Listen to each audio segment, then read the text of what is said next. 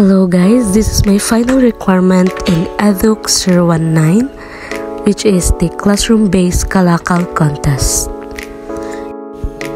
So, kailangan namin mag-ipon ng mga kalakal sa loob ng 2 months. But actually, yung mga bote dito is halos 4 months na yan dito sa bahay. Hindi maibenta ni mama dahil madalang yung pumupunta dito na namimili ng kalakal.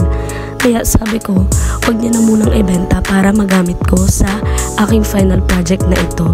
And as you can see, dito naman, nanguha na din ako dito ng mga pakalat-kalat na mga plastic bottles para may pandagdag din ako sa mga naipon naming bote. So mamaya makikita nyo na madami na yung bote na naipon ni mama. Kasi yun yung mga ginagamit niya na pangrekado sa kanyang mga niluluto sa hapon. Nagtitinda kasi siya ng mga street food sa hapon dito, kaya ng isaw, dugo. Kaya madami kaming bote ng toyo, langis at suka dahil ginagamit niya yun na pangrekado dun sa mga tinitinda niya.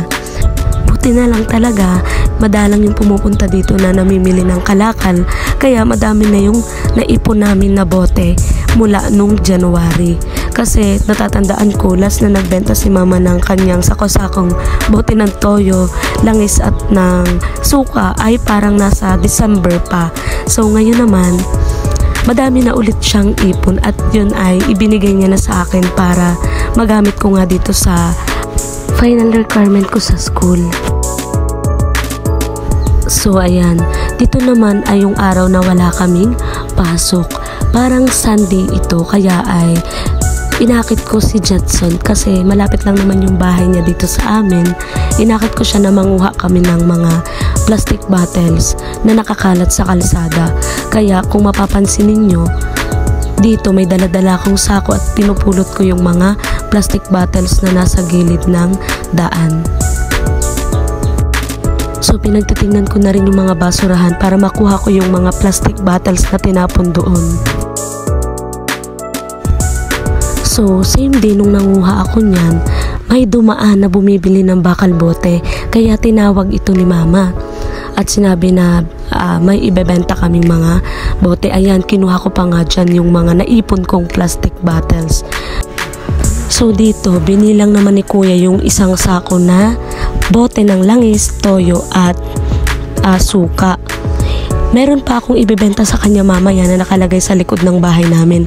Hindi ko na mabuhat kasi mabigat. Kaya sabi ko kay kuya ay magdala na lang siya ng sako, sasamahan ko siya sa likod para dun na lang din niya bilangin yung mga bote.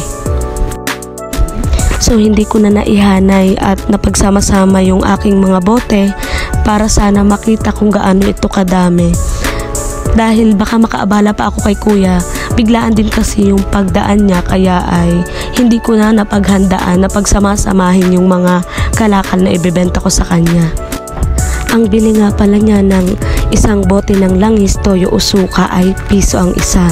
Tapos doon naman sa mga plastic bottles ay 2 ang kilo. So ayan yung sinasabi ko sa inyo. May malaking kahon na puno din ng mga bote. Tapos meron pang isang sako na puno rin ng bote ng toyo, suka at langis. So dyan nga ay hindi ko naman matulungan si kuya sa pagbibilang dahil baka malito siya. Kaya hinayaan ko na lang siya na bilangin kung ilan yung bote na naipon namin. So ngayon naman ang bibilangin naman niya ni kuya ay yung nasa sako na kulay dilaw. Ayan, nililipat niya na doon sa sako na kulay asul. Mamaya ay itataktak yan ni kuya upang mas madali niyang mabilang kung ilan yung mga bote at hindi siya mahirapan sa pagsilid sa sako.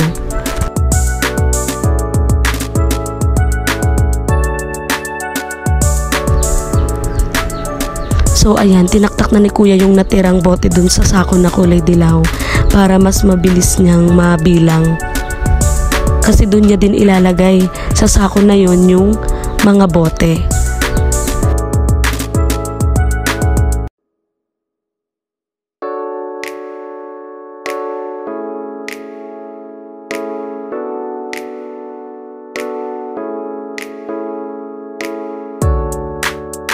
So dito ay binabayaran na ni kuya yung mga kalakal na binilang niya kanina.